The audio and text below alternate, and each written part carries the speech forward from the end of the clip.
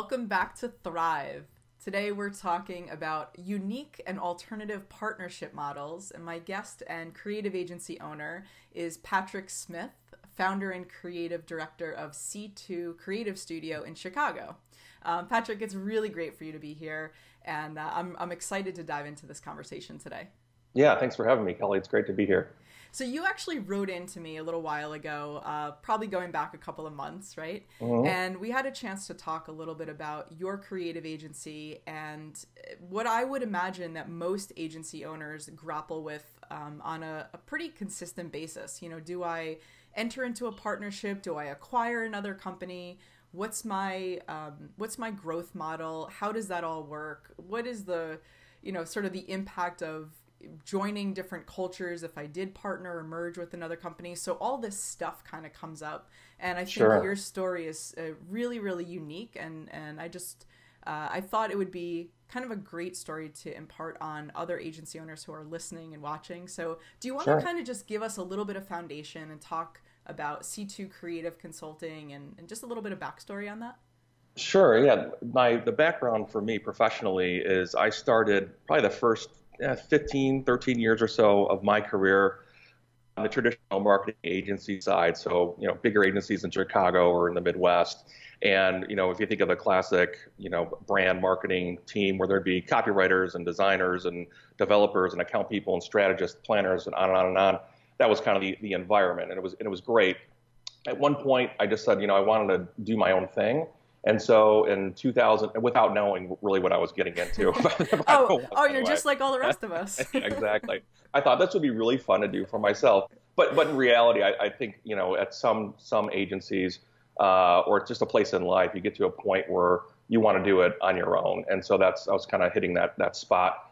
And around 2009, I had a business partner and a creative partner. And we decided to start our own little shop. And he was a writer and I was a designer. And we had this kind of a 50-50 arrangement. It was very organic. There wasn't a lot of grand planning around it, but that's kind of just went out and started picking up some clients, picking up projects, and that started to get a little bit of momentum. Yeah. We definitely wanted to be the vision was to be a boutique agency at that time.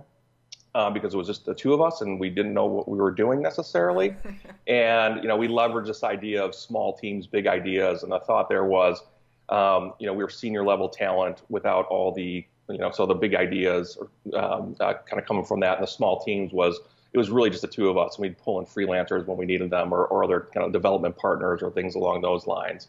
So that was kind of the big thought. And, what we specialized in, or still do, is basically creative strategy, things like brand audits, positioning, customer journeys, brand narratives, brand design, like naming, identity, message platforms, core brand materials, and then campaign development, which would be, brand ads, brand campaigns, websites, video, trade show experience, social, things along those lines.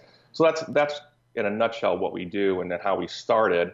And then after a couple of years, he actually, my business partner and creative partner at the time, had some life changes, and he ended up leaving and moving out of state and got married and all that kind of stuff. So life took over for him, and we, over the course of the first 2 or 3 years, we started to build up some other partnerships along the way.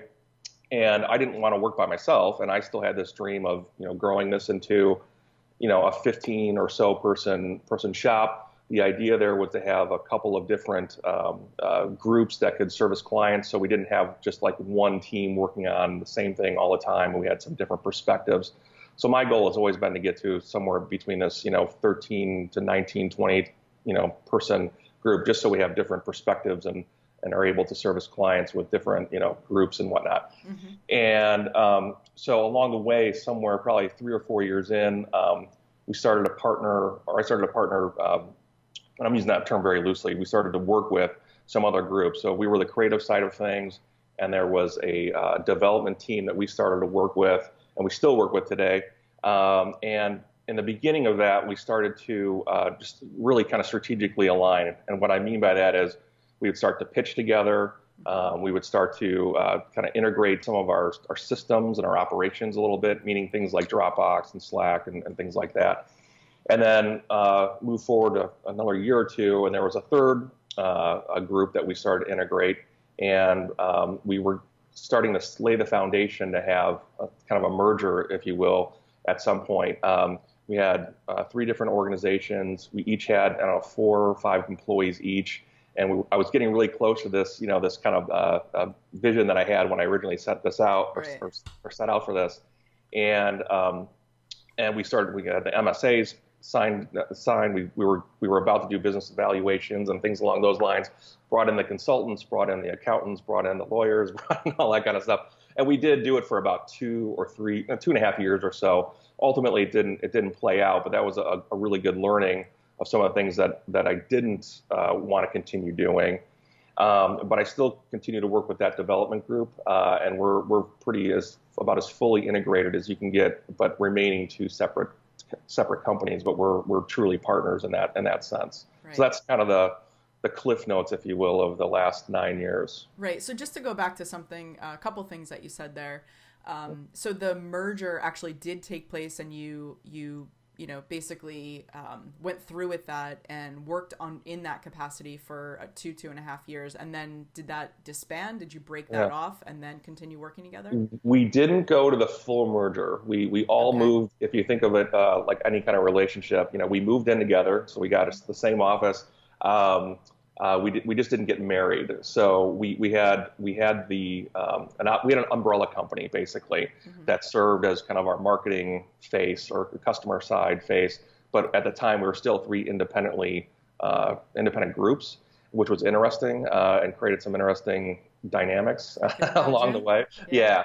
And the plan was ultimately to do a merger, but we just never got to that point. So I think we learned a lot as we were going through this kind of engagement phase, if you will, to use that metaphor a little bit more. It wasn't going to work.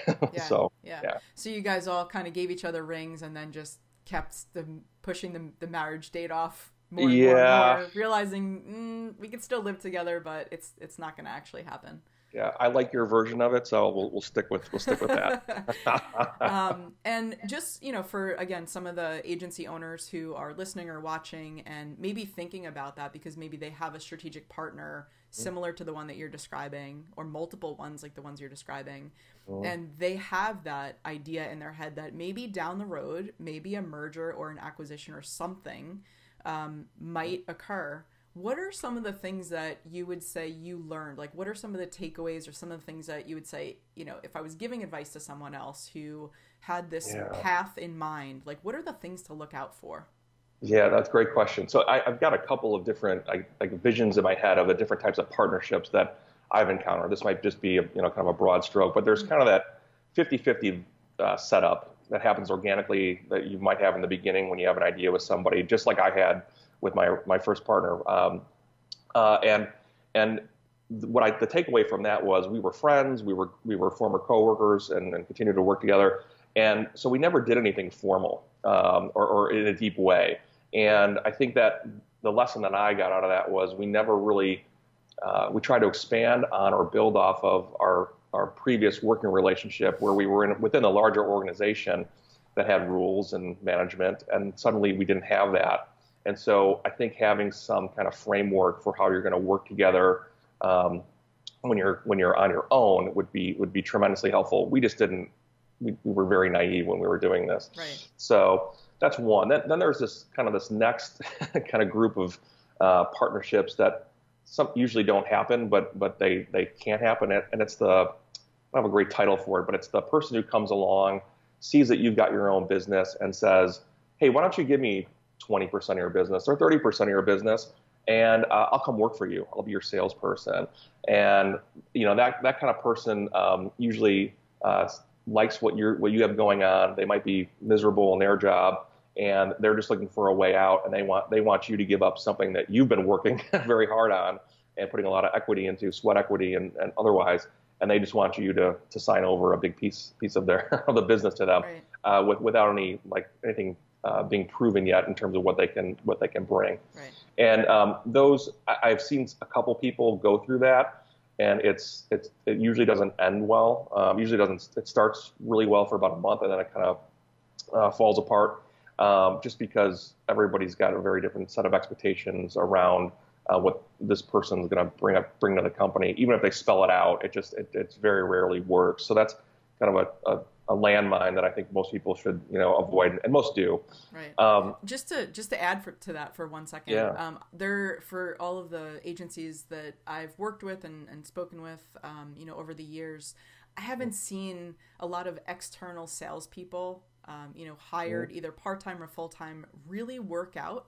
And, I think it's just because there's so many moving parts to understanding what an agency does, the value that they bring, how to really get new clients on board. I think that you just have to know so much, and it's really hard for salespeople, especially if they have like a pretty aggressive sales style. It's hard for them to kind of know everything and really cater to the nuances of developing new business. And so what you're talking about is kind of like forget even the first date. You're saying like, let's get married right away and give me a stake in this company that you've worked for 10, 15, 20 years to build. Yeah. I could never see that working. That seems like a huge red flag to me. Yeah. Well, you'd be surprised at how many people actually approach us with that kind of that's crazy. offer. Yeah. And kind of the next one is probably pretty common. Kind of the white label, where you're using a vendor kind of as your own capability. Yep. And we've been in the very beginning. We worked with a lot of business consultants that didn't have a creative capability necessarily, and we were white labels for them. And the takeaway from that was it was great for the first year or two. I think we learned a lot, and I think we also learned that wow, we're really spending a lot of time building other companies up, and we're not building up our own.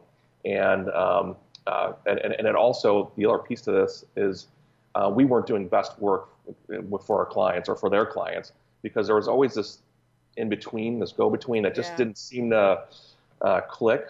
Yeah. So, some white label arrangements work better than others, and some can you could be successful for a short period of time. And on occasion, we've got some people that we've worked with in the past that will do this very selectively every once in a while, but I think it's gone from a significant part of our business down to almost zero. And then the last one is really that one I was mentioning before, with the three companies kind of almost merging, is that strategic partnership or co-op. And I think what even though we were only 15 people or so, or 14 people, it was amazing how much culture influenced how everything kind of eroded. You'd think it would be something that would be really easy to kind of pull people together, but it was really complicated. And quick story was even something as simple as one of my employees talking to somebody else's employees in the heat of a moment may have said something that sounded like accusatory, right, and the person receiving it wasn't used to having those kinds of conversations in the course of a day, and all of a sudden something that would seem relatively benign in most environments becomes a huge issue. Yeah. And so I think the one thing that looking back, that we didn't do a good enough job on was we spent enough time like kind of on the social side of things, getting everybody in the same room and going to lunches together and things along those lines. The fun stuff. But I don't think the fun stuff, but I don't think we ever really, none of us were big enough to have like an HR department. So there was that piece was missing, and I don't think we were able to see forward enough to say, hey, here's some potential issues that might come up, between teams and between different personalities. And how do we just get everybody on the same page of how to work together if, there are those, we're in advertising, right, and marketing. Right. There's going to be deadlines. There's going to be a lot of pressure. There's going to be angry clients. And sometimes that spills over onto what we're doing for better or for worse. And, it can become a testy environment at times. So we did, looking back, if I was going to do that again, that would be probably one of the first things I'd want to address, versus something that we thought would just take care of itself. And just those types of things don't take care of themselves. Yeah. No, it's a great point. And especially, I mean, you guys had been working together for a pretty significant amount of time up until that point. Yeah. So, then you think about, well, there are strategic partners or potential co-op type of relationships that haven't really been working together for a decent amount of time. And if you were struggling with that, could you imagine what that would be like from a culture clash standpoint? Yeah. You know, if you didn't have that, you know, backstory and just that longevity of working together. So that's really interesting. And it is something, I think you're totally right. I think it's something that people don't, they just kind of think, oh, well, we're all in marketing, we're all in advertising, we're all in branding or whatever. You know, we all are of quote unquote the same mindset.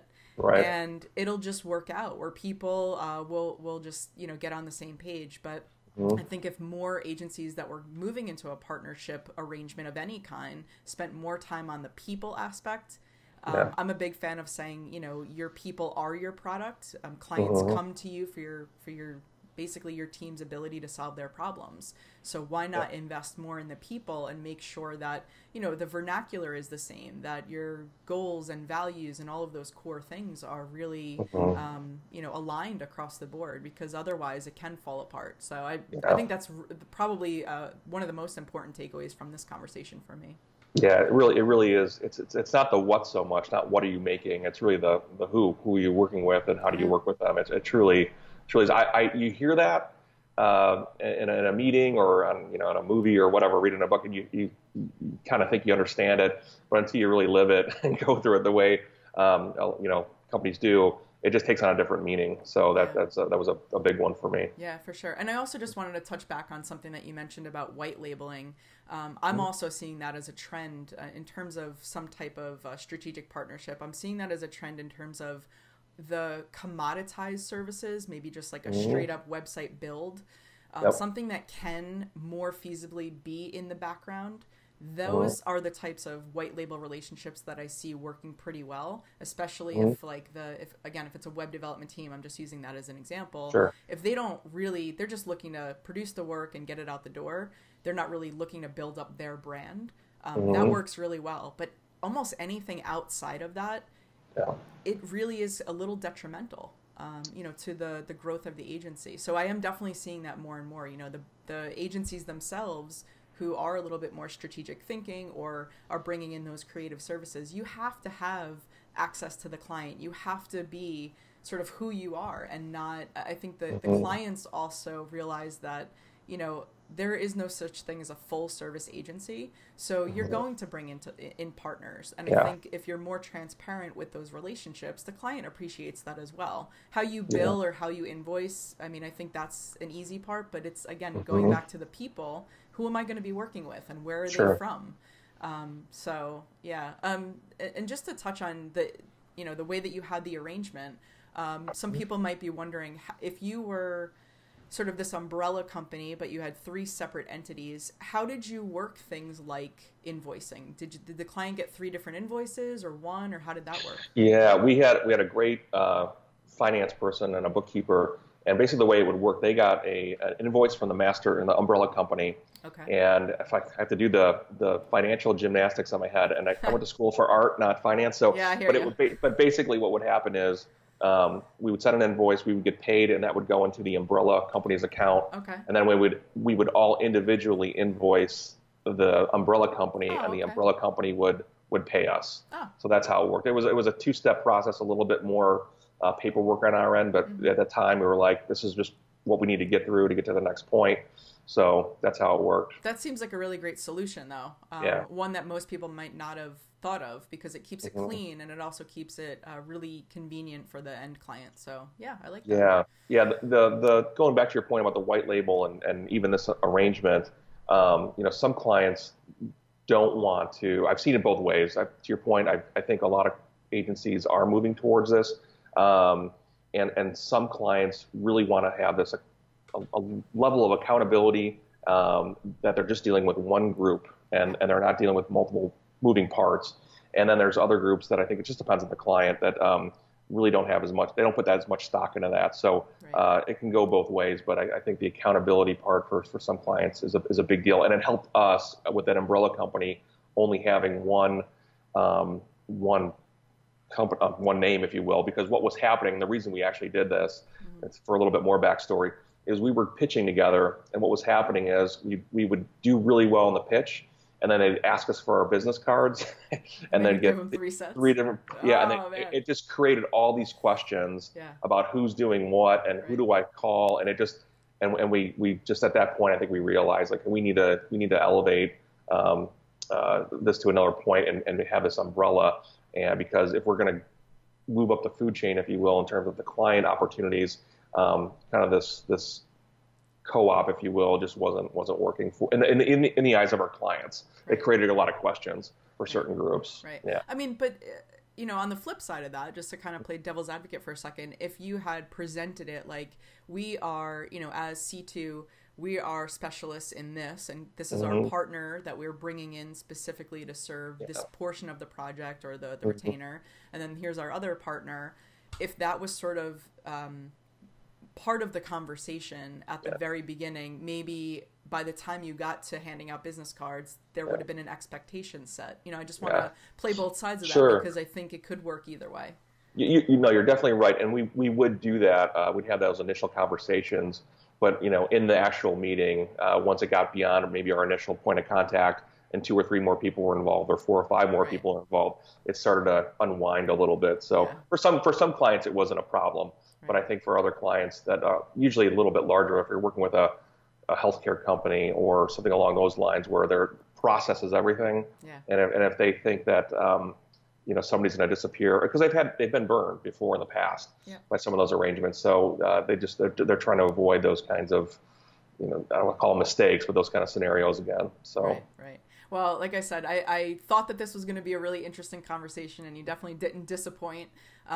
Lots of really great takeaways for agency leaders that are thinking about partnering in some way, shape, or form. And I'm sure I'm going to get a ton of feedback on this particular episode. So thank you so much for joining me today. I really enjoyed it. Yeah, thanks for having me, Kelly.